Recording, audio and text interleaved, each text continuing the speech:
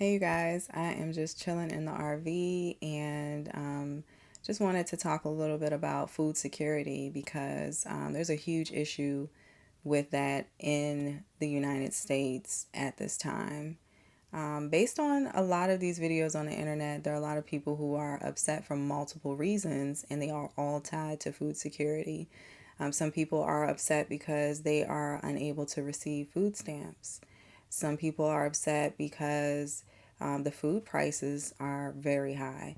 Some people are upset because the quality of food is so bad. And people are upset about availability. There are grocery chains that have decided that they are going to remove themselves from certain cities. I recently saw a video about primarily women being interviewed by local news stations, and they are complaining about the fact that these grocery stores are leaving. The Milwaukee area is losing 5 pick and save stores. It's troubling news about a grocery store chain that's been around for decades. CBS 58's Jacob Murphy is live at one of those stores that's closing, which is near Metcalf Park, with a look at the impact this will have on the neighbors there. Jacob.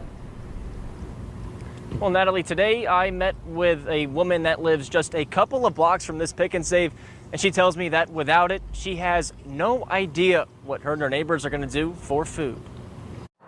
This Pick and Save is the only grocery store in our immediate area. The Pick and Save on North 35th Street isn't just a store. It is the only source of food that this community has access to. It's a lifeline. Devastating. And soon it will be gone. It's going to be not only a financial burden, but a burden on the spirit and the stomach. It's one of 5 Milwaukee area pick and saves shutting its doors. It's hard to hear that such a prominent chain in Milwaukee is closing down so many stores. Jessica Thompson is a part of the Milwaukee Food Council. I think the solution would be to move towards a food system that doesn't rely on these big grocery chains for our daily needs. Brittany Taylor lives a couple blocks away from this pick and save. It's where she gets everything she needs to feed her family. It's leaving us high and dry. It's leaving us with no resources, no food, no access. She's worried about what's next for her and her neighbors. I'm worried for my community and myself because how will we get to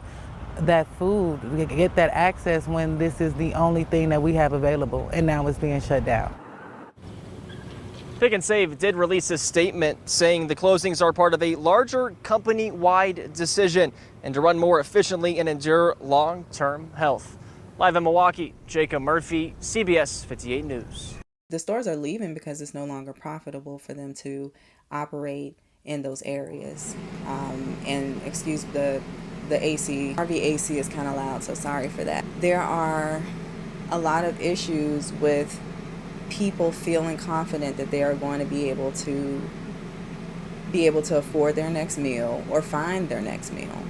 And that's a level of power that, you definitely don't want to leave up to anyone else. A lot of people have become either dependent on the systems that exist or may have recently, for the first time ever, been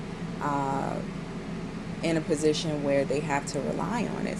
But it doesn't matter what the case is. The point is that there are many people right now who are unable to afford food, and even the stuff that you can get with what you have is just processed and toxic, and so it's just more urgent than ever, really, that we get serious about finding ways to create the food that we want. A lot of people get on the internet and they're just, the food is no good. But how many of those people are actually actively involved in growing their own food? The internet has become a place where a lot of people just want to give their opinion.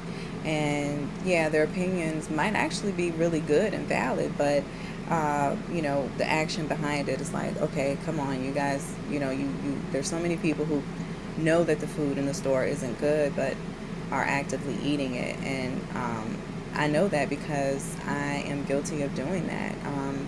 We are basically starting from scratch in our prepping journey in a sense. Not really, not all things, but food. Food is something that, we decided it was just best to either give it away or try to eat it, throughout the process of us moving. And so we are our food preps. That's something that we really have to focus on. And in doing that, of course, the prices that we're paying for those preps have increased quite a bit.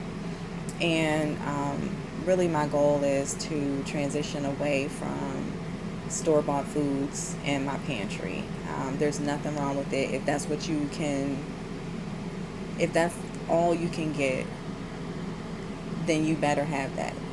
It's better than not having anything at all. It's just my personal preference. I just want to be able to know exactly what I'm eating, and just the joy of growing it and really turning it into something. I hope that I haven't been making a noise on this mic. I'm sorry, guys. I'm like fiddling with this mic. It's probably picking up all types of crazy noises. There's so many people who are just not serious right now. We're living in a serious time and everyone is feeling it.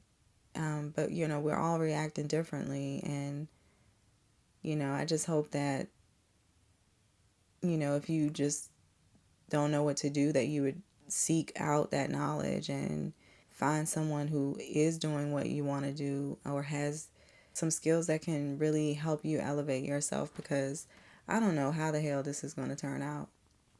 There's just so many things that are happening in society right now where it's just like, man,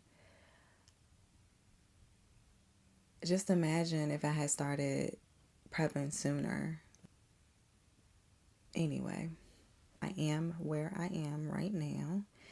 And right now is a time for me to get off this camera so that I can go and make some dinner. No one is coming to save you, but you absolutely have the power to save yourself.